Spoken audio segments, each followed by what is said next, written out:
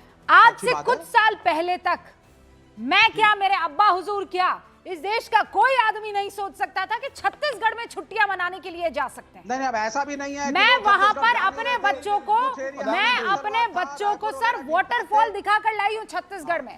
नहीं तो ये मैं अपने बच्चों को, और कहा नक्सल प्रभावित इलाके में, ऐसे ऐसे इलाके जो कभी जंगल हुआ करते थे, लोग कांपते थे। आपको पता है मेरे बच्चों ने पूरी फौज देखी जो आज पहले कभी नक्सली हुआ करते थे। खूबसूरत वो ट्राइबल महिलाएं हैं, मासूम सी महिलाएं जिनके हाथ में कभी AK-47 हुआ करती थी। विवेक श्रीवास्तव आपके लाल सलाम के चक्कर में आज उनके हाथ में कंप्यूटर देखकर आए हैं मेरे बच्चे। अब आई होप ये वहां छत्तीसगढ़ की सरकार, there is this man called Vijay Sharma, he is the home minister there, he is working on this। और वहाँ स्कूल में कंप्यूटर लग गए वहाँ पर। और मैं देख अपनी आंखों, सर सुनिए, ऐसे तो आप लोग आरोप लगा देते हैं, तमाम तरीके के, नहीं तमाम तरीके की बातें कह देते हैं, पर ये जो रुबिका लियाकत अपने बच्चों को, ऐसा है अगर व्हाट्सएप में मेरे मैसेज आए होता ना कि रुबिका लियाकत ये बोलना है जैसा कि आप सोचते हैं, है ना, कोई माँ अपने बच्चों की जान खतरे में और जोखिम में नहीं डालेगी। No Vivek, listen to me, I am very serious. मैं अपने बच्चों को छत्तीसगढ़ घुमाने के लिए लेकर गई, क्योंकि मुझे ये इस बात का यकीन था कि अब नक्सलियों का खात्मा है। उन इलाकों में बच्चे गए और उन नक्सलियों से मिले जो पहले कभी AK-47 थामते थे और आज उनके हाथ में कंप्यूटर है। ये काम मैं पहले भी तो कर सकती थी, या मेरे जैसी कोई माँ पहले भी तो कर सकती थी, क्यों आपने मौका नहीं दिया? रुबिका जी, प्रधानमंत्री रात को रहते नहीं थे बंगाल के अंदर, छत्तीसगढ़ के अंदर।